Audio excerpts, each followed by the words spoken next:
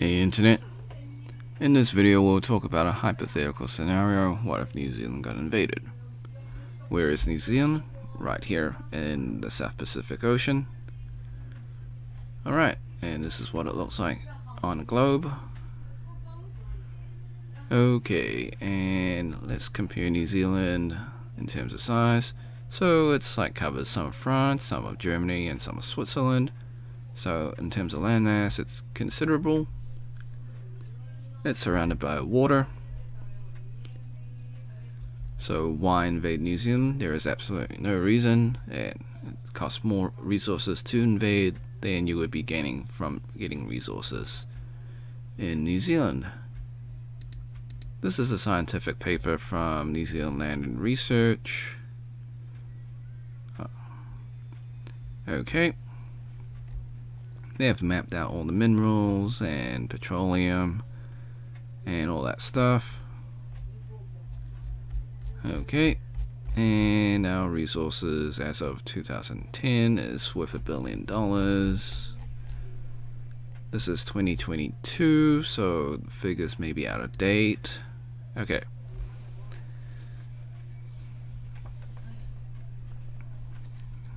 In terms of land, it's good for farming, but I don't think you would just invade a country just to take their land. Well, actually, that's how most wars are. Land, resources, and a third one is like religious beliefs and ideologies.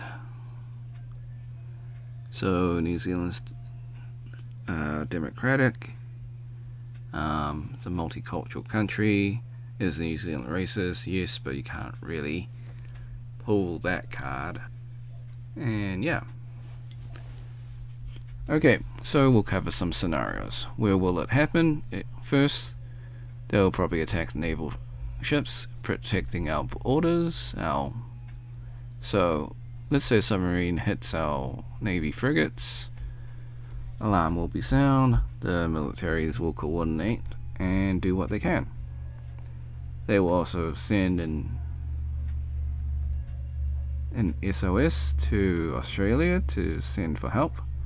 So Australia will send their Air Force, which takes about 2 hours to come to New Zealand. Okay, and send their Navy along as well. So, okay. Let's say they sunk our frigates and started invading. So, let's go with scenario 1 from the north, scenario 2 from the east. It would be like a pro-gamer move if it's invaded from the south using Antarctica. No one would expect that. Okay, so they occupy land from the south. Obviously, New Zealand's military would mobilize and take back the land. Okay, so before they could even set up a base, we would probably just swiftly take it back, and that would probably cause a world war. Technically, we're not aligned to NATO or anything like that, but we have like partnerships and things with other nations. Okay, but let's just say they've got overwhelming forces. So if that's the case, we use guerrilla tactics, take out bridges, delay for time, evacuate citizens all the way down to this South Island. Well, we'll keep moving from region to region as they claim more land. So first city is Auckland, 1.6 million people. Imagine evacuating that many people. You gotta destroy a lot of bridges to stall for time. Block highways, and yeah, destroy bridges. All these guerrilla tactics. And yeah. So scenario 2 from the east. Similar approach, guerrilla tactics. From Hicks Bay or Ruatoria, Te Araroa Apologies, my te reo is garbage. I stopped studying te reo at year 9. Okay. So if they invade in summer, another guerrilla tactic would be just lighting the forest on fire. You would never do that, right? But if we're getting invaded, that's what we gotta do. We gotta do what we gotta do. Light the entire forest on fire. Destroy main roads. Or block main roads. Put some explosives on cliffs. So I would imagine the military would do this. They would put some explosive devices on cliffs or cliffside roads and just detonate them. Preferably when a convoy passes through. So as soon as one convoy passes through, you detonate, causing a landslide, and takes out a couple of their units. I mean, that's all the experience I've got from playing video games. I'm not a military tactician or anything, and everything I've said seems pretty extreme. Who would burn a forest just to delay an invasion? That's pretty extreme, to be honest. I mean, putting explosives on cliff sides and destroying a road and causing a landslide just to delay invasion and take out some people. Well, take out some invaders.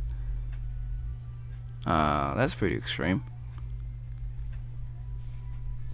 It's an extreme situation.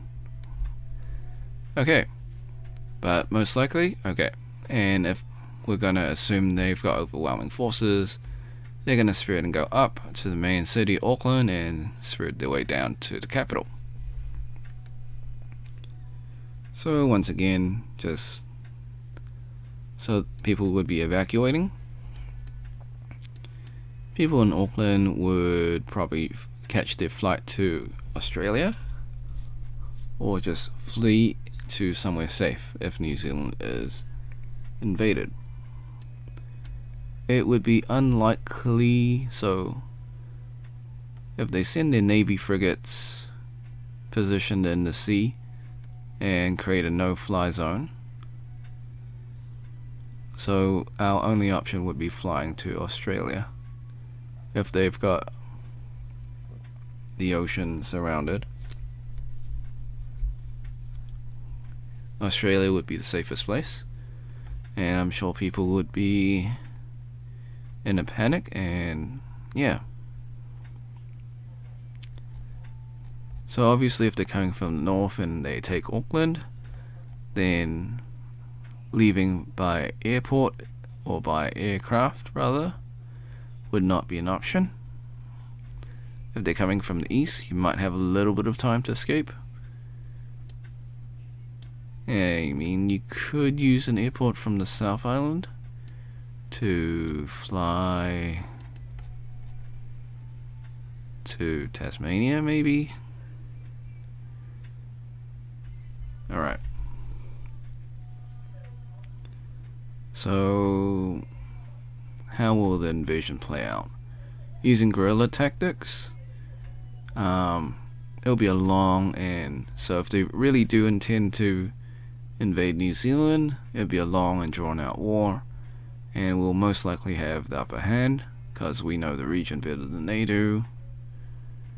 And yeah, it would be like a tropical war, much like Vietnam. We got lots of rain.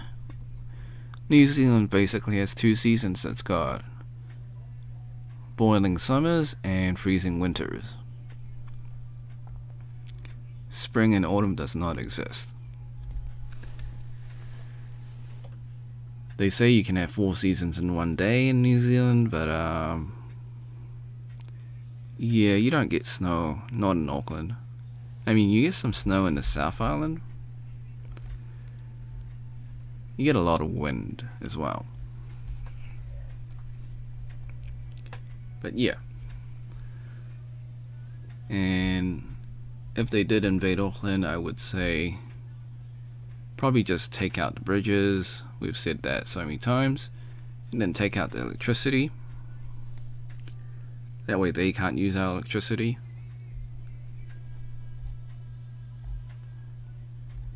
Okay. Well, thanks for watching. I hope you had a great day. Be sure to like, subscribe, share with your friends, ring the bell, turn on all notifications. Leave a comment below. How would you invade New Zealand? This is such a hypothetical scenario because we know that it's not worth invading New Zealand.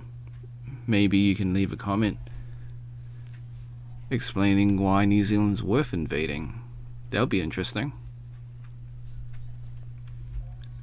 Alright. In closing, New Zealand's not worth invading because it's not worth the resources spent to invade New Zealand. Alright. Until next time, see ya.